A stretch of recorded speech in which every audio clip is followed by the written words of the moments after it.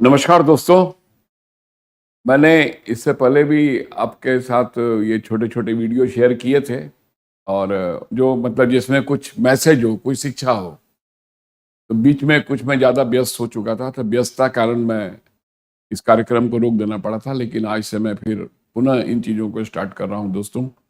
और इसी कड़ी में मैं छोटी छोटी कहानियों के माध्यम से कुछ ना कुछ संदेश देने की कोशिश करूँगा, जो आपके लिए भी लाभप्रद हो और मतलब समाज के हर वर्ग के लिए उससे कोई संदेश चला जाए। मैं सिर्फ संदेश देना चाहता हूँ, अच्छी बातों का संदेश युवाओं तक पहुँचे, हर व्यक्ति तक पहुँचे, ये हमारा इरादा है। और मैं इसी कड़ी में एक मतलब डिसीजन लिया है कि कुछ वीडियो छोटे-छोटे डालूँगा। तो दोस्तों, एक छोटी-सी कहानी मैंने कहीं पढ़ी थी। ए एक मूर्तिकार राजा के दरबार में 3 मूर्तियाँ लेके जाता है और तीनों मूर्तियाँ एक जैसी थी, कोई फ़र्क नहीं था। एक जैसी मिट्टी से बनी, एक जैसे कलर, एक जैसा पेंट, सब डिजाइन, सब कुछ एक जैसा था। तीनों मूर्तियों को देख के कोई भी इसमें अंतर नहीं बता सकता था कि व्हाट इज द डिफरेंस। लेकिन मूर्तिकार ने उन 3 मूर्तियों के नीचे जो उनकी कीमत लिखी थी, वो बिल्कुल अलग थी। पहली मूर्ति के नीचे एक कलाकार ने लिख दिए थे 200 रुपए और दूसरी मूर्ति के नीचे उसने लिखे थे 2000 रुपए और तीसरी मूर्ति के नीचे उसने लिख दिए थे 20,000 रुपए। अब राजा भी हैरान था, बाकी उसके जो भी वहां मंत्री बैठे हुए थे सभी लोग सरप्राइज थे कि एक जैसी मूर्तियां, एक जैसी बनावट, एक जैसा डिजाइन, एक जैसा मटेरियल, फिर ये कीमत में फर्क क्यों है? तो राजा ने मूर्तिकार से पूछा कि इस कीमत, ये मूर्तियां तो एक जैसी हैं, लेकिन इनकी कीमतों में इतना अंतर क्यों है? तो मूर्तिकार ने कहा कि राजन, ये जो पहली मूर्ति है ना, ये सच है कि मैंने उसी मटेरियल से बनाई, उन्हीं रंगों का इस्तेमाल किया, वही डिजाइन भी दिया। लेकिन ये जो पहली मूर्ति है ना, जब ये बन के तैयार हो गई तो मैंने देखा कि मैं इसके कानों में छेद करना भूल गया। अब चूंकि मूर्ति बन चुकी थी, लेकिन छेद मैंने किए नहीं। तो राजन, ये वो मूर्ति है जो किसी की बात को नहीं सुनती। तो जो किसी की बात को नहीं सुनती राजन, तो इसलिए इसकी कीमत 200 रुपए। राजा ने पूछा, फिर ये 2000 वाली मूर्ति का क्या राज है?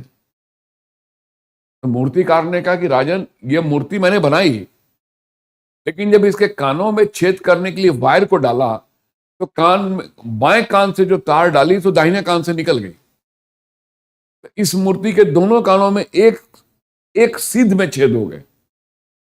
यानी ये मूर्ति सुनती तो जरूर है, लेकिन दूसरे कान से बाहर कर देती है। तो राजन, जो दूसरों की बातों को सुनते हैं लेकिन उसको अमल में नहीं लाते, उसके दूसरे कान से बाहर फेंक देते हैं, तो सुनते हैं चूंकि, इसलिए उनकी कीमत 2000 रुपए। ये 20,000, इसका क्या राज? राजन, ये मूर्ति जब मैंने बनाई तो बाएं कान में छेद करने के लिए मैंने तार को डाला और वो तार सीधा इसके दिल में जाके फंस गया। क्योंकि बायां कान था, बाएं तरफ दिल है, तो जाके दिल में फंस गया। जब दिल में फंस गया तो मैंने उसको खींचने की कोशिश भी की तो नहीं निकल पाया, तो मैंने काट दिया वहीं से। तो राजन, इस मूर्ति का जो बायां कान है ना, वो दिल से जुड़ गया है। और दाहिने कान में जब मैंने तार को डाला तो वो दिमाग के साथ ऊपर चढ़ गया और ये जाके दिमाग में सट गया। इसको भी मैं नहीं निकाल पाया, मैंने तार को काट दिया। तो इसका दाहिना कान, इस मूर्ति का जो दाहिना कान है, वो दिमाग से जुड़ गया। तो राजन, जो दूसरों की बातों को सुन के कुछ बातों को दिल में उतार लेते हैं और दूसरे कान से सुन करके दिमाग को दे देते हैं, तो जो दिल और दिमाग दोनों का इस्तेमाल करते हैं, जिस तरह से ये मूर्ति कर रही है, इसकी कीमत 20,000 रुपए है। तो राजन, इसी तरह से जीवन में जो भी व्यक्ति कुछ बातों को सुन के दिल में उतारते हैं, अमल करते हैं उस पर, और कुछ बातों को जो दाहिने कान से सुनते हैं तो दिमाग को देके उस पर भी अमल करते हैं, तो दिल और दिमाग दोनों से काम जो लेते हैं ना, उनकी कीमत होती है 20,000। तो राजन, ये संदेश तो आपके सामने में है। जो दूसरों की बात को नहीं सुनते, उनकी कीमत समाज में 200 रुपए है। और जो दूसरों की बातों को सुन के लेकिन दूसरे कान से बाहर कर देते हैं, यानी उसको लागू नहीं करते जीवन में, सुना बाहर कर दिया, क्योंकि सुनते हैं इसलिए 2,000 रुपये हो जाती है। लेकिन जो दूसरे की बातों को सुन के दिल और दिमाग दोनों में, दोनों से अपनाते हैं और दोनों का इस्तेमाल करते हैं जीवन में, राजन, उनकी कीमत 20,000 रुपये होती है। इसलिए अब आप खुद फैसला करें कि किस तरह की मूर्ति बनना अच्छा है। जाहिर है आप भी यही कहेंगे कि 20,000 वाली। Thank you very much.